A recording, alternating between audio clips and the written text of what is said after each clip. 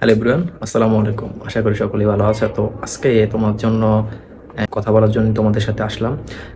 যেটা হলো তোমরা এখন বর্তমানে যারা স্টুডেন্ট আছো, তো তারা হচ্ছে চাইলে লেখাপড়ার পাশাপাশি যে কোনো একটা মানে ব্যবসা করতে পারো।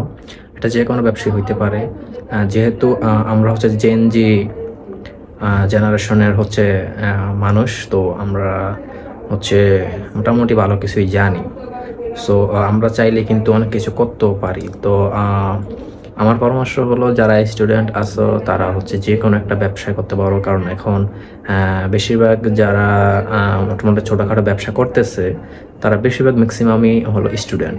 সো আমি ওই দিন উত্তর আজমপুরে হচ্ছে আমি একটু এমনি হচ্ছে একটা মার্কেটে হচ্ছে গেলাম।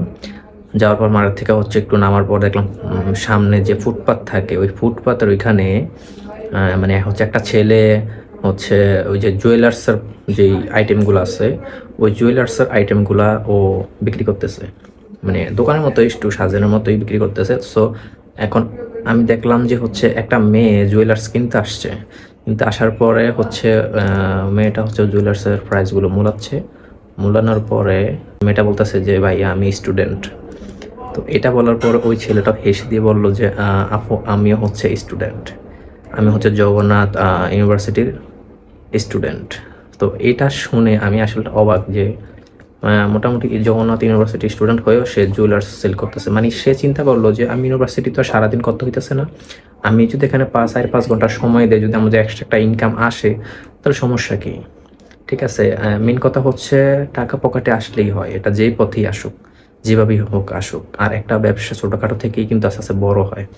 কারণ আপনি যদি ডিরেক্ট যদি ইনভেস্ট টাকা নিয়ে যদি বড় ব্যবসা শুরু করেন আপনি লস খাবেন, এটা 100% শিওর।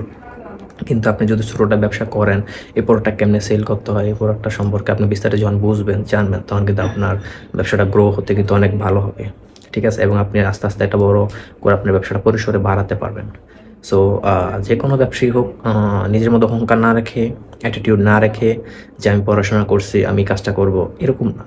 কাজটা আপনি করবেন, চালিয়ে যাবেন, দেখবেন একসময় আপনি নিজে বুঝবেন যে আপনি টাকার অভাবে যখন থাকবেন তখন দেখবেন যে কেউ আপনাকে টাকা দিবে না। সো যদি কারো ফ্যামিলির সাপোর্ট মোটামুটি থাকে তাহলে নিজে একটা কিছু করার চেষ্টা করেন, যে কোনো কিছু অল্প টাকা দিয়ে পরিসরে শুরু করেন, দেন হচ্ছে আস্তে আস্তে ভালো পর্যায়ে চলে যেতে পারবেন। তো এটাই ছিল আমার একটা পরামর্শ।